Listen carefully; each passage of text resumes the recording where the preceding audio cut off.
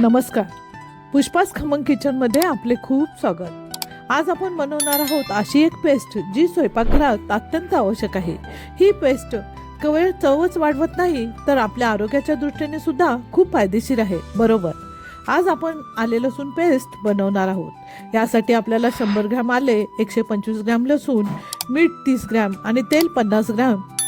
आले स्वच्छ धुवून कोरडे करून त्याच्यावरची साल सुरीच्या सहाय्याने काढून घ्यायची आहे. याला पाण्याचा थोडासा सुद्धा अंश नको. आणि आले सुरीच्या सहाय्याने बारीक कट करून घ्यायचं आहे. लसूण सोलून घ्यायचं आहे. लसूण पाण्यात घालून सोलायचा नाही. तेल आणि मीठ हे प्रिझर्वेटिव्हचं काम करतात. आता मिक्सरच्या भांड्यामध्ये लसूण, कट करून घेतलेलं आलं, मीठ आणि तेल घालून मिक्सरला बारीक वाटून घ्यायचं आहे.